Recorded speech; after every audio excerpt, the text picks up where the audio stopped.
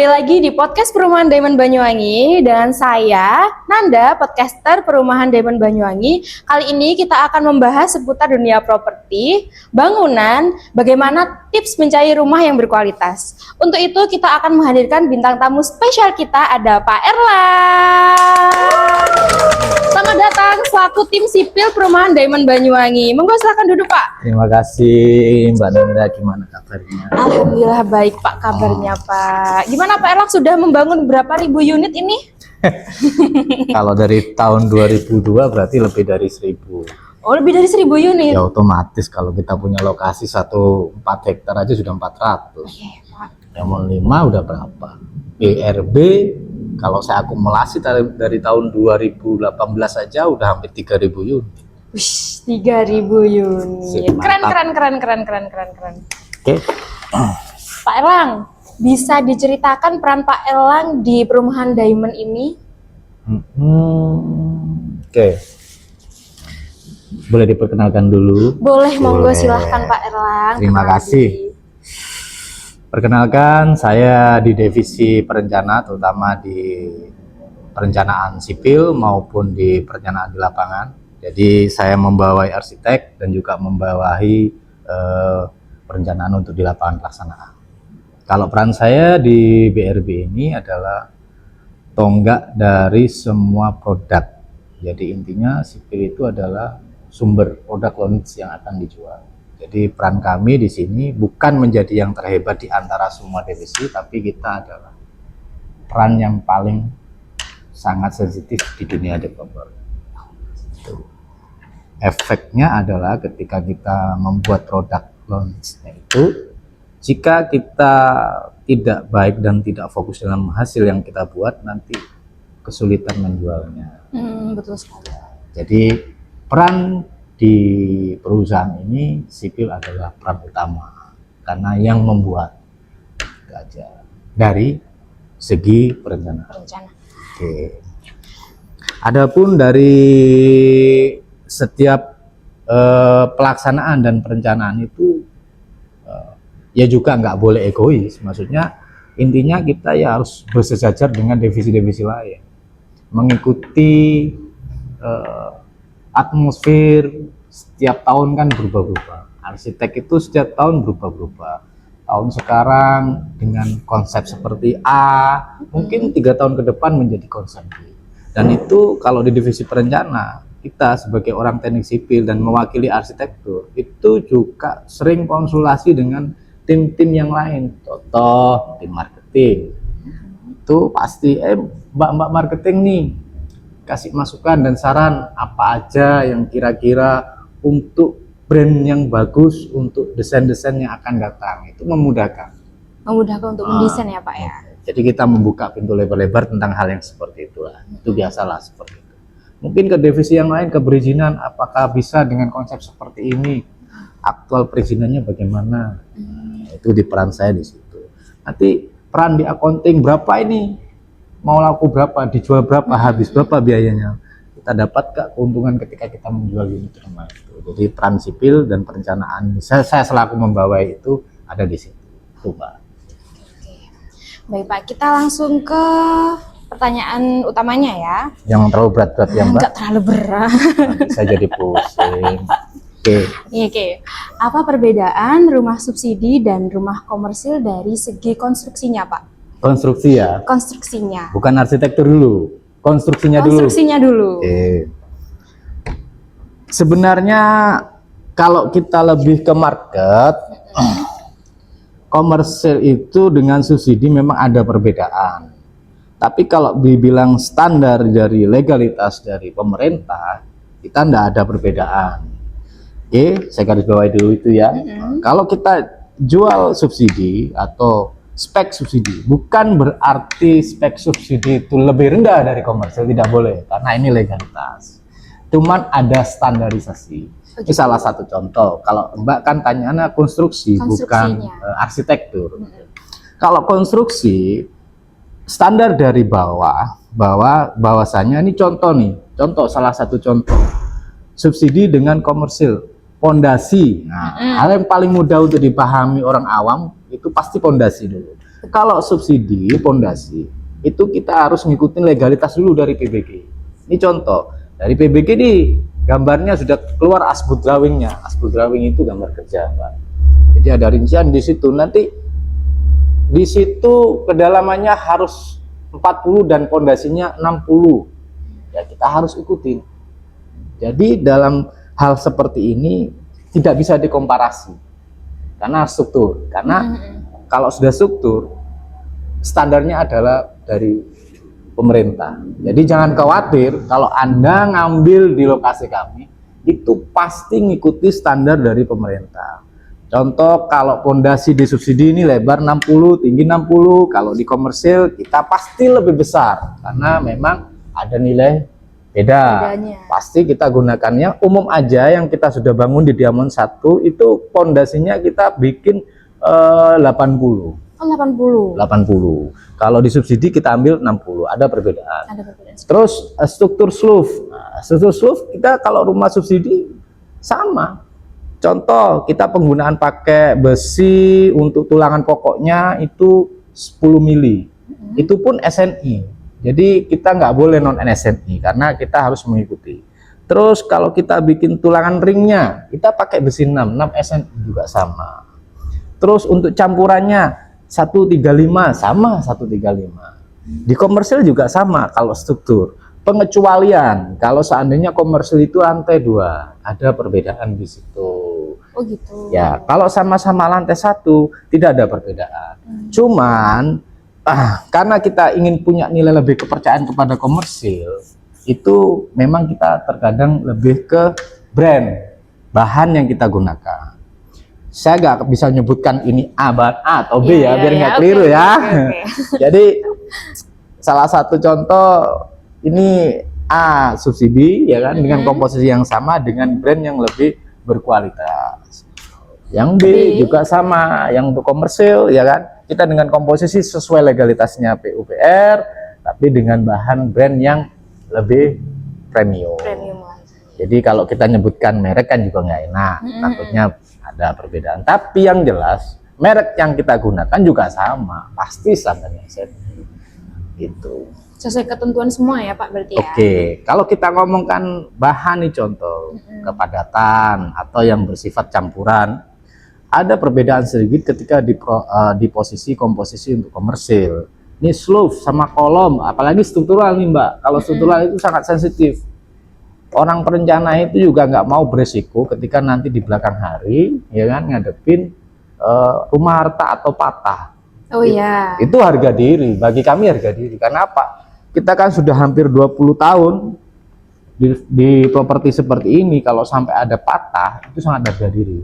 Jadi kita jangan sampai hal seperti itu. Kenapa? Seperti komersil nih, bahkan kita tidak ada penggunaan yang bersifat kapur ya kan. Jadi langsung campurannya langsung satu. Ini contoh Mbak, ini 18, 13. Kalau subsidi kita biasanya 135 atau 15. Kalau komersil 134 atau 15. Jadi tetap ada perbedaan secara struktur. Terus kalau ketinggian pasti ada pertanyaan nih, masa Pak harganya lebih mahal nggak ada khusus kan begitu ya? Pasti kan begitu kan? Pasti minta yang ada lebih. Pertanyaan sebenarnya, nggak bisa dong saya ambil subsidi harganya sekian, saya ambil komersil hampir 2 kali lipat. Pasti. Nah, contoh nih kayak ketinggian plafon nih ya. Kalau si subsidi kan ketinggian plafon kan di batas ambang yang paling standar untuk legalitas gitu. 3 meter subsidi. Tapi kalau kita komersil itu di atas 3 meter. Berarti bisa 4 sampai 5 meter ya? 4 sampai. Kalau 5 enggak kayaknya. Enggak Karena sampai. enggak. Kalau 5 enggak. Ya kita fair aja. Tapi kalau seandainya namanya aja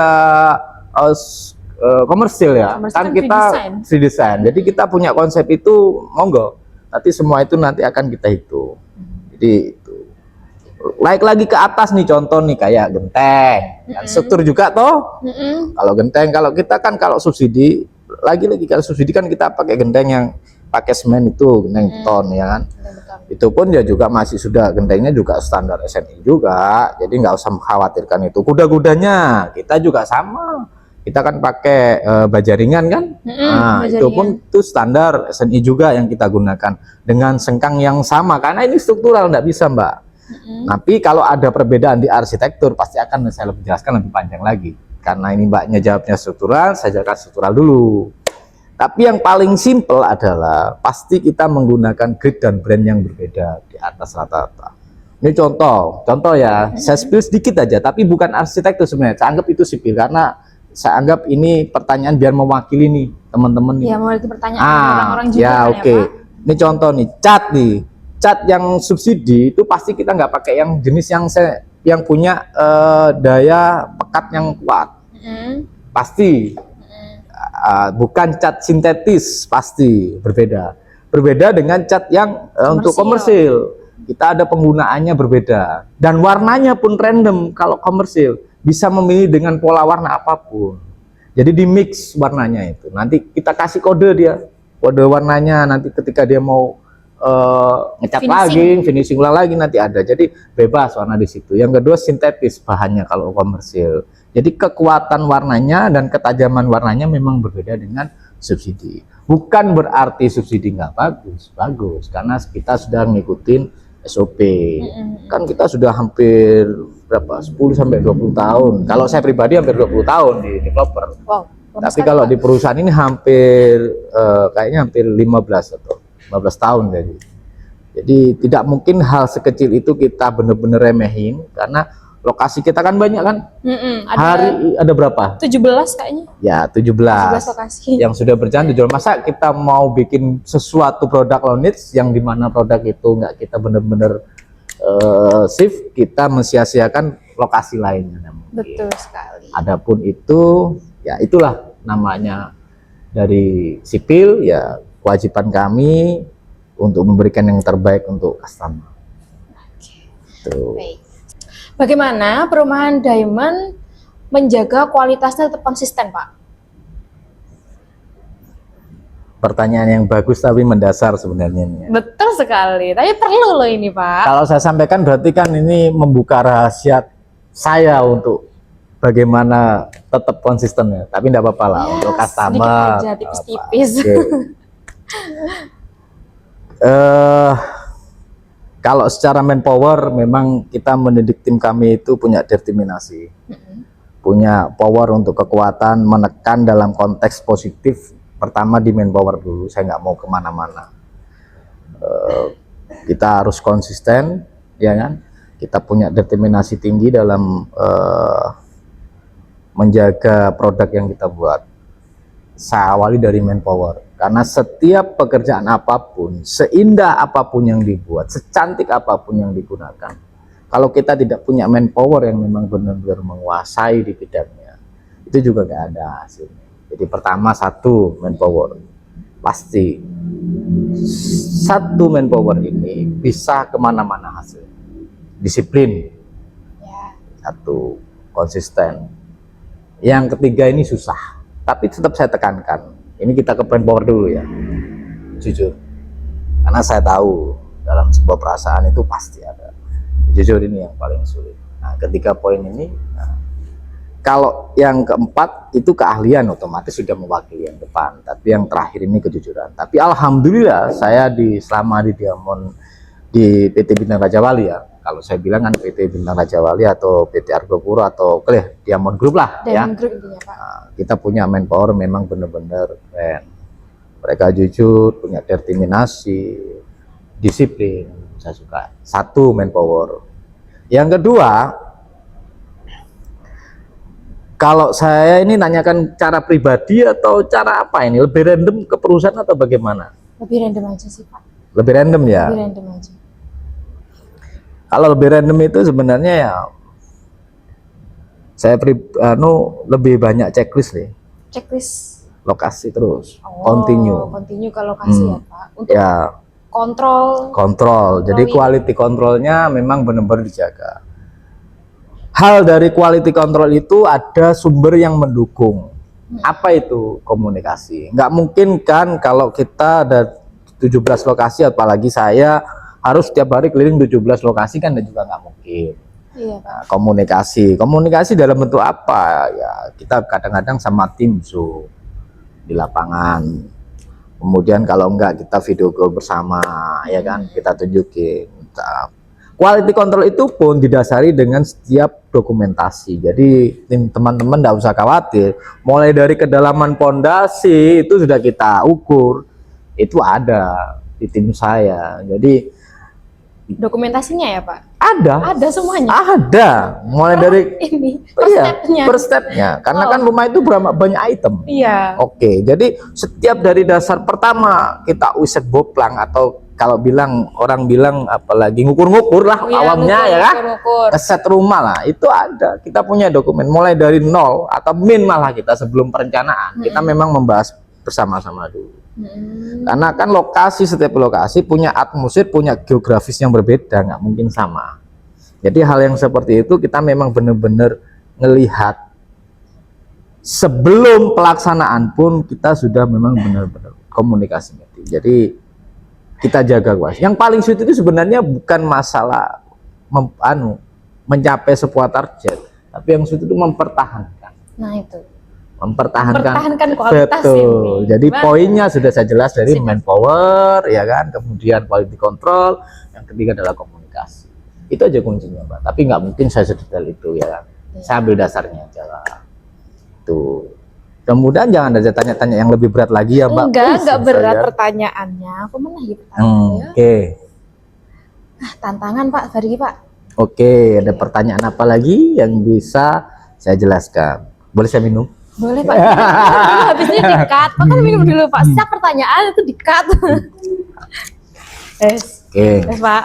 Oke. Siap dengan pertanyaannya. Siap. Selama membangun, apakah ada tantangan di lapangan, Pak? Jadi kalau sipil dari tim internal kita itu ya punya namanya yel-yel lah, atau prinsip dalam bekerja itu. Tadi kan Mbak tanya nih, apa sih kendalanya, Pak? Jadi kan kalau saya tanya kendalanya itu, ya sebenarnya kita nggak ada kendala dalam bekerja, karena kan sesuai dengan bagan struktur, ada bagan manajemen schedule, jadi ada time worknya, ada time schedule-nya, jadi tidak akan ada kendala dalam hal terkait tersebut. Kita punya prinsip yang dimana kata itu sangat jelas, lupakan halangan, hadapi tantangan. Keren. Lupakan tantangan, hadapi halangan. Ya. Oke, moto hidup hari ini. Oke, moto hidup hari ini. Moto hidup hari ini. Maju terus. Maju terus. Ya, yang jelas halangan namanya cuaca itu pasti. Apakah cuaca menjadi halangan? Ya, tapi kan kita harus hadapi. Jadi betul. Itu konteksnya bukan kendala. Kita harus hadapi. Atur schedule. Time schedule harus sesuai ya, Pak? Sesuai. Oh ya, Pak, ini tadi ada sedikit menggelitik ya, Pak, terkait perbedaan konstruksi dan arsitektur itu gimana ya, Pak? Struktur maksudnya, struktur dan arsitektur. Oke. Ini sebenarnya dua karakter dan dua filosofi yang berbeda, tapi menyatu dalam satu produk ya. Ini saya kasih contoh lebih awam aja, kayak kuliah ini nanti ya kan. Enggak apa-apa, Pak. Kalau struktur seperti tubuh Anda full, itu struktur. Ini biar mudah dimengerti. Baju itu masuk dalam arsitektur. Nah, jadi ketika Anda, struktur itu adalah tubuh kita, arsitektur itu adalah cara bagaimana kita memakaikan baju ini. Semakin kamu menggunakan baju yang lebih warnanya kompatibel, caranya bagus, rapi, semakin dipandang semakin cantik apa enggak? Ya, semakin cantik. Semakin ganteng apa enggak? Semakin ganteng. Itulah arsitektur. Oh, itu arsitektur. Nah, tapi ini kalau di dunia, tadi pertanyaan kan di struktur, itu saya ngasih gambaran. Di dunia struktur seperti yang kita kerjakan sekarang di perumahan, ini dua pemikiran yang berbeda tapi menjadi satu. Kalau struktur itu lebih kepada sipil, pekerjaan sipil. Jadi pekerjaan yang dimana menghitung semua komposisi dan kekuatan yang sesuai dengan standar. Kalau arsitektur itu lebih ke keindahan. Contoh nih, Pak, catnya bikin warna lebih soft, itu masuk ke arsitektur. Pak, kacanya lebih difulkan, pintunya, jendelanya, itu lebih ke arsitektur. Pak, kasih taman dong, Pak, biar lebih cantik. Ada carportnya, itu ke arsitektur. Pak, interiornya kasih backdrop, Pak, biar keren untuk ngikutin zaman. Itu namanya arsitektur. Pak, plafonnya dibikin overlap, Pak. Jadi dibikin lebih ada mainannya, itu namanya arsitektur. Strukturnya adalah gedung mulai dari fondasi sampai ke atap. Itu perbedaannya. Nyentil sedikit yang tadi masalah pertanyaan dari warga TikToker nih, ya kan? Iya. Yang mana apa sih subsidi sama komersil kalau di arsitektur? Ya jelas ada perbedaan. Kalau subsidi ya tadi kualitas, warna, ya kan tidak sama. Terus kemudian yang lebih sensitif lagi kawasan atau lokasi, ya kan. Fasilitas yang ada di komersil dengan subsidi itu berbeda. Luas lahan berbeda. Subsidi kita jual ikuti aturan pemerintah kan. Kita ngambil yang bukan paling rendah, masih di angka tengah, itu luasan 66 kan, kalau nggak salah 6, ya betul 66 ya kan, dengan tipe 36. Nah kalau komersil berbeda lagi, kita jual yang 7 kali 12, 7 kali 12 84 ya, 84. Kita jual yang 7 kali 14, ada yang kita jual 8 kali 14, ada yang lebih juga, sangat berbeda sekali. Terus yang kedua, kelebihannya adalah di free design. Jadi free design itu apa ya? Customer bisa memilih konsep apapun. Bahkan kalau konsep itu terlalu lama, dari pihak kami pasti kasih saran. Jadi nggak semerta-merta kita ngikutin konsep customer. Jadi customer ini juga istilahnya, bahasa simpelnya, dikasih wejangan. Yang tahun ini seperti ini, Pak. Yang peka zaman itu seperti ini, Pak. Yang modelnya yang sekarang lagi hit seperti ini, Pak. Ini positifnya kalau desain pakai ini seperti ini, Pak.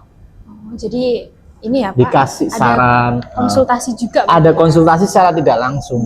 Kenapa? Ya karena kita mau menjamu dengan keterikatan seperti itu. Jadi tim kami itu bukan sekedar ayo kita bangun, kita nggak peduli dengan orang lain. Nah, kita tetap dari tim perencana itu ada care ya, ada kedekatan yang lebih instan dengan customer. Biasanya didampingi nih sama tim-tim kayak Mbak Nanda, ya kan? Sambil goda-goda sendiri, jangan lama-lama Pak, bangunnya Pak, pastikan begitu ya. 3 bulan 4 bulan ya Pak untuk rumah komersil. Ya, begitulah. Konteks dari semua itu ya beda. Iya dong. Masuk ke Q&A nih ternyata ya. Jadi pertama ada pertanyaan nih. Apakah di perumahan Diamond terdapat garansi dan berapa lama masa garansinya? Saya kira semua orang tahu ya. Tahu seharusnya ya.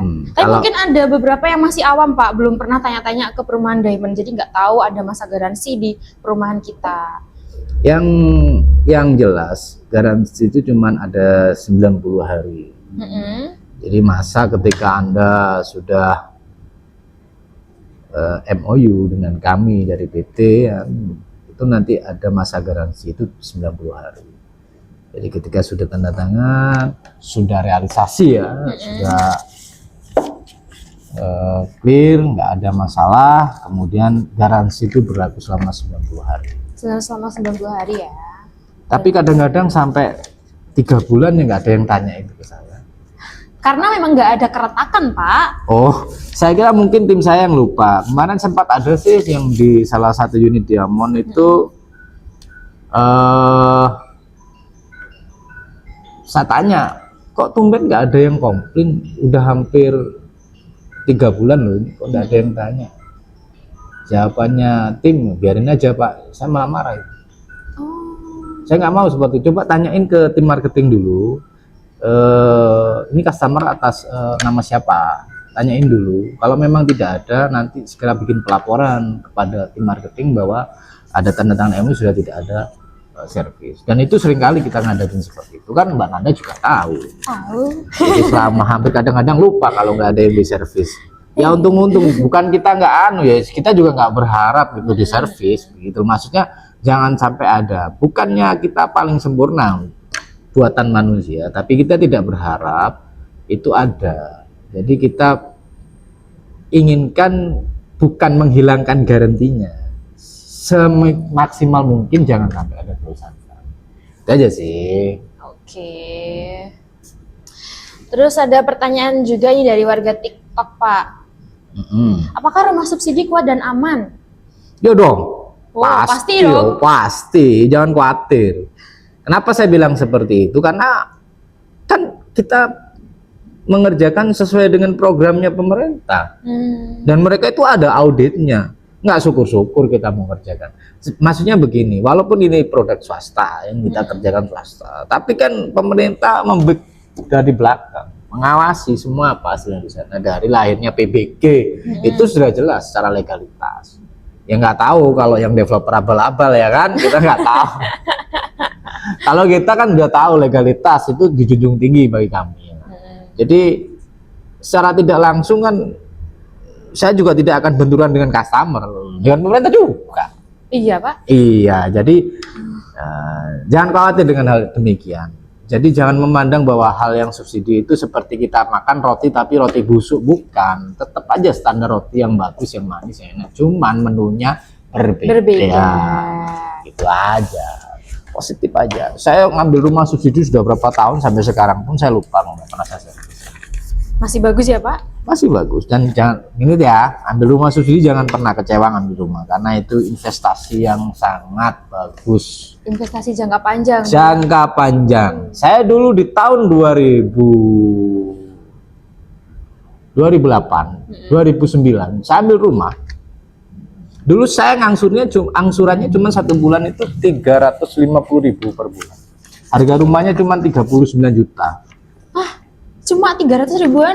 300 ribuan angsurannya. DP-nya cuman berapa? 700 kalau nggak salah. Oh my god. Ketika saya jual di tahun 2018, itu nilainya sudah 150. Itu pun 150 dengan konsekuensi saya masih mengembangkan sedikit. Sedikit aja. Gimana? Nggak anu toh. Kita nggak berpikir ke sana, nilainya sangat tinggi. Ya, hampir berapa persen? Ya. Hampir 300 kan? Dari 150 ke 39 juta. Tuh. Jadi kalau investasi rumah itu itu lebih menguntungkan menurut saya. Jangan lupa beli di Diamond Group ya. DP-nya cuma 5 jutaan aja, cicilan cuma 1.072.000. Bayangkan kalian kalau nunda-nunda nggak akan dapat lokasi yang di tengah kota dengan harga yang cuma 166 juta aja. Kalau kalian nunda, kalian bakalan dapat yang lebih ke pinggir dan harganya pasti juga naik. Bayangkan dulu Pak Erlang beli cuma berapa, Pak? 39 juta dengan angsuran 300. 39 juta angsuran 300, sekarang 166 juta angsuran 1.072.000. Udah berapa ya, Pak? Udah berapa? Jadi rumah itu istilahnya lebih aman. Lebih aman untuk investasi. Jangan berpikir 1 jutanya, kamu hitung aja per hari bagi 30 berarti berapa? Cuma 35.000 rupiah per hari, daripada kalian buat ngopi doang dan ngerokok. Oke, kamu bisa investasikan uangmu ke rumah di masa depanmu, nanti kamu nggak kebingungan. Lebih enak, tentram, nyaman, damai. Tidak kehujanan. Itu simpel. Oke. Lanjut ke pertanyaan selanjutnya. Apakah bisa request custom untuk rumah subsidi, Pak? Oh, ini yang kadang-kadang pemahamannya berbeda. Kalau rumah subsidi itu tidak bisa custom, apalagi produk-produk subsidi yang kita memang sudah legalitas ya, itu nggak bisa. Karena itu bukan masalah kita bisa atau nggak bisa. Ini masalah legalitas saja. Memang sudah ada aturannya baku. Jadi produk yang ada itu yang diterima. Jadi nggak bisa ya Pak, request desain. Nggak bisa. Jadi kalau Anda pasti mau mempertanyakan bisa custom, Anda bukan customer subsidi. Tapi saya yakin Anda ada customer komersial. Silahkan Saya beli di yakin. perumahan komersial kami ya.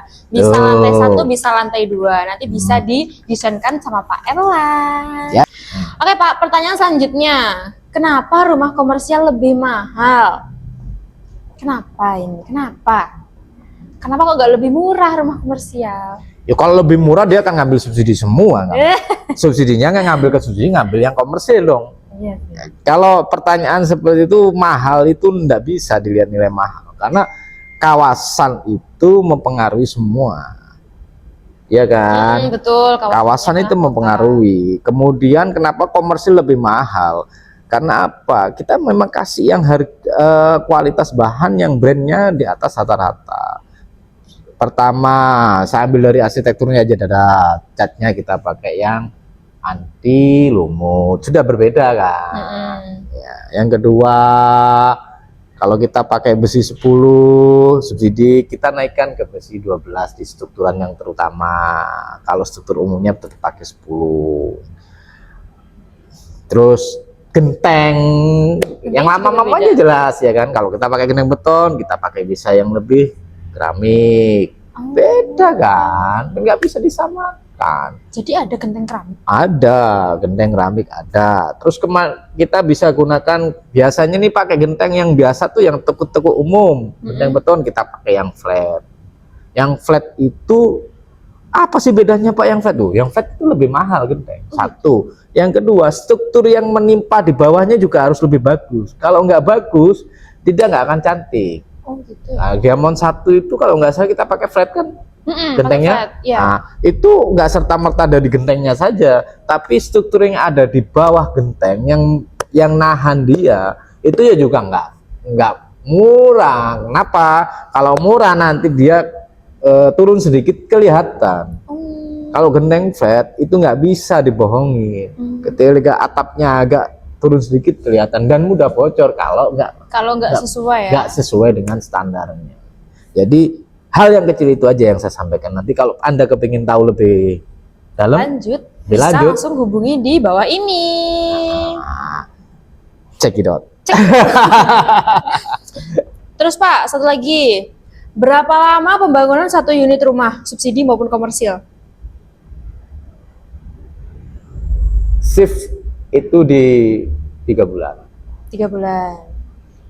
Market di 1,5 bulan. Ya, kalau market tapi di 1,5 bulan.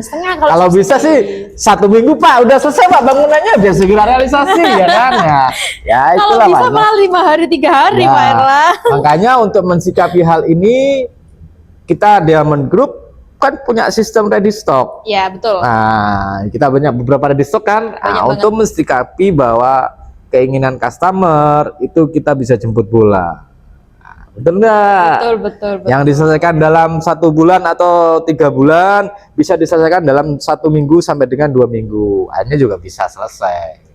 Makanya kita alhamdulillah kita mendapatkan real terbaik. Oh iya, Ya kan? kita mendapatkan penghargaan realisasi terbanyak se-Kresidenan Besuki dan nomor 3 se-Jawa Timur. Keren. Baik, jadi kesimpulan dari podcast hari ini adalah yang pertama, rumah subsidi dan komersial untuk strukturnya tuh aman karena sudah sesuai dengan standar SNI. Yang kedua, perbedaan utamanya terletak dari luas tanah dan free design untuk rumah komersial ya. Ketiga, kualitas perumahan Diamond selalu diawasi oleh tim yang berkualitas. Yang keempat, rumah subsidi tetap ideal untuk pasangan muda dan yang ingin membeli rumah pertama. Dan untuk yang komersial, itu cocok untuk yang ingin memiliki rumah yang lebih eksklusif lah dan free design. Yang kelima, Diamond Group mendapatkan penghargaan realisasi terbanyak se-Jawa Timur. Nomor 3, se-Kresidenan Besuki nomor 1. Keren banget kan? Terima kasih untuk Pak Erlang sudah sharing insight dengan kami sehingga calon pembeli kami sudah memahami lah bagaimana cara mencari rumah dengan kualitas yang baik. Ya, sama-sama, mudah-mudahan kepercayaan mereka lebih meningkat. Dengan banyaknya kepercayaan mereka, otomatis kita menjadi lebih semangat untuk mengembangkan lagi perumahan itu. Oke, terima kasih banyak ya Ya. Pak Iwan. Terima kasih yang udah join live hari ini. Jangan lupa like, comment, dan subscribe. Saya kira cukup dengan 35.000 per hari, Anda sudah bisa memiliki rumah. Daripada Anda ngopi dan merokok, lebih baik investasikan uang Anda untuk masa depan. Jangan lupa Like, and comment, ke subscribe.